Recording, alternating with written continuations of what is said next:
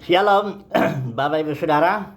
Renungan kita pagi hari ini tetap masih meneruskan tema besar kita bahwa rencana Bapa itu mau menegakkan kerajaan anaknya di muka bumi, supaya kerajaan anaknya itu dijalankan juga oleh manusia yang tentu sudah dibentuk menjadi serupa segambar dengan dia, agar manusia bersama dengan Kristus akan menaklukkan segala sesuatu di muka bumi ini yang merayap, itu kerajaan-kerajaan kegelapan, termasuk juga melepaskan, merampas semua tawanan-tawanannya, karena sepanjang sejarah manusia ini sudah banyak ini tawanan-tawanan iblis ini, manusia dibebaskan supaya nanti setiap lutut bertelut, lidah mengaku Yesus adalah Tuhan. Semua ini digambarkan dari kitab Kejadian Wahyu melalui simbol Taman Eden, kerajaan surga di muka bumi, ditegakkan tahap awalnya ketika manusia masih perlu diuji. Kemudian kota Yerusalem baru itu adalah mempelai anak domba, mempelai Kristus yang turun ke bumi, yang juga tetap menawarkan air kehidupan, pohonnya juga daunnya menyembuhkan bangsa-bangsa dan sebagainya. Sampai nanti tidak ada lagi maut. Wahyu 21 ayat 4, tidak ada lagi maut yang merupakan lupa dosa. Nah, sekarang kita mau bicara soal kedatangan Tuhan. Orang Kristen biasanya bilang kedua kali ya, walaupun itu tidak ada istilah itu, tapi nggak apa-apa. Kita pakai aja dulu itu istilahnya kedatangan Tuhan kedua kali. Untuk apa dia? Nah, banyak kan orang berpikir Yesus datang supaya dia yang mengangkat orang-orang kudus pergi ke surga, nunjau di sana, kerjanya nyanyi-nyanyi aja, jalannya dan sebagainya. Ya sudah, nanti kita lihat sebentar lah itu apanya. Ada juga yang datang pokoknya masuk surga lah, ya, kita semua masuk surga. Nah, itu surga yang di mana? Pendeknya ujung-ujungnya tuh kayaknya meninggalin bumi aja ya. Biarin aja, sebagian orang dilempar ke neraka selama-lamanya, nah kita nyanyi-nyanyi di surga nanti dan sebagainya. Banyak teori-teori begitu. Mari kita melihat dulu lah kedatangan Tuhan yang kita kaitkan dengan keselamatan yang diuraikan Paulus di surat Roma. Itu sangat lengkap, sistematis. Saya menyebutnya trilogi keselamatan karena ada 3 di situ yang diuraikan Paulus. Justification by faith, ini sudah sangat kita kenal, pembenaran oleh iman. Dari pasal 1 sampai pasal 5 ayat 11 di situ dikatakan, diuraikan oleh Paulus ya. Kemudian dia masuk di pasal 5 ayat 12, itu sudah masuk tema yang lain itu. Karena tema yang pertama itu, bagian pertama itu Paulus banyak bicara tentang dosa-dosa bentuk jamak. Dia banyak bicara tentang darah Kristus yang menghapuskan dosa dan sebagainya. Tapi di pasal 5 ayat 12 sampai pasal 7 itu bentuk menyebut dosa itu bentuk tunggal. Itu suatu kuasa dalam tubuh manusia yang mendorong manusia berbuat dosa. Itu diselesaikan oleh salib Kristus ya. Banyak ya, Paulus bisa menyebut salib ya. Manusia lama kita harus disalibkan supaya tubuh dosa kita hilang kuasanya, agar jangan kita mengambarkan diri lagi kepada dosa. Kita nggak bicara yang itulah, yang justification by faith dan sanctification by faith. Yang kita bicarakan ini nih, kedatangan Tuhan, glorification by faith, pemulihan oleh iman. Di Roma pasal 8, seluruh pasal itu bicara soal itu ya. Tapi kita nggak akan baca semuanya tentunya, jadi kita baca sebagian saja ya. Nah, mari kita baca dulu ya. Roma pasal 8 ayat 14, sebab siapa saja yang dipimpin oleh Roh Elohim, mereka adalah anak-anak Elohim. Jadi anak-anak Elohim, definisi Paulus itu adalah mereka yang dipimpin oleh Roh. Ya, ibadahnya dalam roh dan kebenaran. Kalau dalam Kisah Para Rasul itu semua anggota jemaat itu dipimpin oleh roh dan kebenaran. Paulus pun itu tawanan roh. Tidak ada di situ otoritas yang lain kecuali otoritas Roh Kudus yang mengatur gerejanya. Beda dengan dunia kekristenan yang sudah banyak otoritas manusia, otoritas gembala sidang lah, otoritas inilah, ini macam-macam lah. Ini yang dikatakan di sini, yang disebut anak Elohim itu adalah mereka yang dipimpin oleh Roh Elohim hari lepas hari, berjalan dalam Roh Kudus, ibadah dalam Roh Kudus hari lepas hari. Oke, yang berikutnya kita mau baca di sini.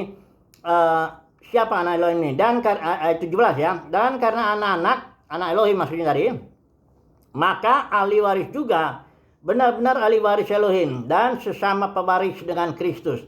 Jika kita, nah ini ada juga bukan persyaratan, tapi bahwa kita akan dipimpin untuk menderita bersama dengan Kristus maksudnya.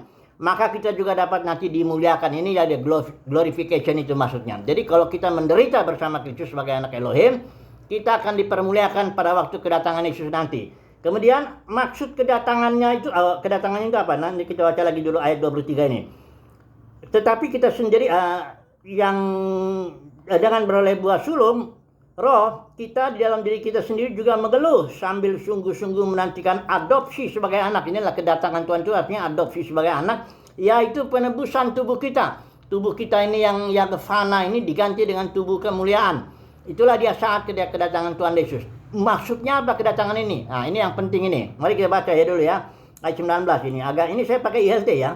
Sebab kerinduan yang dalam dari makhluk ciptaan menanti dengan sangat penyingkapan anak-anak Elohim. Ingat ya, anak-anak Elohim itu orang-orang yang dipimpin oleh Roh Elohim hari lepas hari. Anak-anak Elohim juga yang dipimpin oleh Roh Kudus jadi menderita bersama dengan Kristus. Anak-anak Elohim adalah orang-orang yang akan nanti dimuliakan ya, dalam arti diganti tubuhnya dengan tubuh kemuliaan. Nah, ini sekarang maksudnya ya apa? Sebab kerinduan yang dalam dari makhluk ciptaan menanti dengan sangat penyingkapan anak-anak Elohim. Karena makhluk ciptaan telah ditundukkan kepada kesia-siaan, bukan karena kehendaknya sendiri, tetapi karena dia yang telah menundukkannya atas dasar pengharapan. Bahwa makhluk ciptaan itu sendiri juga akan dimerdekakan dari perbudakan kebinasaan kepada kemerdekaan kemuliaan anak-anak Elohim. Jadi seluruh makhluk ciptaan yang jatuh ke alam dosa ini, alam maut ini, yang akibat dosa Adam itu, yang dijatuhkan dalam rencana Bapa itu menanti, mengeluh, dia menanti dengan sangat ya penyingkapan anak-anak Elohim, kedatangan Yesus yang tampil membuat bersama dengan anak-anak Elohim itu, karena makhluk ciptaan ini akan dimerdekakan dari perbudakan kebinasaan masuk ke dalam kemerdekaan kemuliaan anak-anak Elohim itu ya. Jadi kedatangan Yesus itu ke bumi ini dimaksud supaya mempermuliakan anak-anak Elohim ya, yang sudah dipersiapkannya, yang dipimpin Roh hari lepas hari, yang ikut menderita bersama dengan Kristus juga. Itu ketika Yesus datang, tampillah anak-anak Elohim itu bersama dengan Kristus dengan tubuh kemuliaan. Untuk apa? Membebaskan ciptaan dari perbudakan kebinasaan ya, masuk ke dalam kemerdekaan kemuliaan anak-anak Elohim. Itu sebabnya makhluk ciptaan nunggu itu saat kedatangan Yesus itu, saat putra-putra Elohim itu ditampilkan di depan seluruh makhluk. Nah, anak-anak Elohim ini dikatakan di sini dalam Yakobus itu buah sulung gereja, buah sulung roh ya. Baik, coba baca dulu ya. Yakobus 1 ayat 18. Yang telah menentukan agar kita menjadi suatu buah sulung dari ciptaannya. Dia telah melahirkan kita melalui firman kebenaran. Kita buah sulung itu artinya orang yang matang duluan. Nah, orang Kristen nggak semua nanti ditampilkan. Karena banyak orang Kristen yang lahir baru, percaya Yesus, tapi mendapat hidup hayat Kristus, tapi dia nggak hidup menjalani, nggak ibadah ngikutin Roh Kudus hari lepas hari. Dia mengikuti pemimpin tertentu, si A, si B, si C, dia ikutin aja itu, menjalani aja ritual dan sebagainya. Diperbudak lagi oleh perbudakan aturan-aturan agama dan sebagainya. Ya, itu bukan itu. Kan kita lihat tadi definisi anak Elohim itu adalah yang setiap yang dipimpin Roh Elohim, itu dia yang anak Elohim ya. Oke. Nah, sekarang banyak orang berpikiran begini. Percaya Yesus masuk surga. Atau ada juga ngajaran pengangkatan. Coba dulu saya ambil dulu satu ayat yang biasa disebut ini sebagai penutup lah ini, supaya kita tahu ya, rencana Bapa kan dari awal sampai akhir itu kan bumi. Mazmur 115 juga dibilang langit itu tuh punya Elohim, tahta Elohim ditaruh di situ, tapi bumi ini diserahkan kepada anak-anak manusia. Nah, kenapa ada ajaran-ajaran ya, percaya Yesus masuk surga nunjau di sana? Ada juga pengangkatan. Coba dulu saya ambil satu ayat dulu ya, yang biasanya dipakai ya orang-orang yang mengatakan bahwa kita akan diangkat nanti di sana ketika Tuhan Yesus datang kedua kali ya. Coba dulu kita lihat di kitab Nuh ya. Matius 24 ayat 37. Sebab segala halnya pada zaman Nuh, demikian pula halnya kelak pada kedatangan anak manusia. Nah, ayat yang ke-41. Kalau ada dua orang perempuan sementara waktu kehilangan, yang seorang akan dibawa, yang lain akan ditinggalkan. Seolah-olah itu yang satu dibawa ke surga, yang lain dibiarin di bumi. Bukan begitu. Waktu zaman Nuh itu justru yang orang jahat itu dibawa oleh air bah, pergi dong jauh ke sana lah. Ke bawah bumi atau kemana lah ya. Pergi dulu yuk. Karena bumi ini warisan kita ini. Barang siapa berbagai lemah lembut, mereka memiliki bumi, kata Tuhan Yesus. Jadi yang tinggal, yang pergi terangkat dari bumi itu ya orang-orang jahat ya. Orang-orang yang baik, Nuh itu ya 8 orang, dia yang memiliki bumi ya. Jadi jangan salah, itu doktrin rapture yang ngangkat bahwa ayat ini kebalik malah ya. Kemudian juga ada yang bicara sorga ya. Orang khotbah di dalam dunia kekristenan itu sorga aja. Saya yakin tuh kalau orang di survei itu yang datang ke kebaktian minggu di gedung-gedung denominasi itu pengennya ke sorga aja.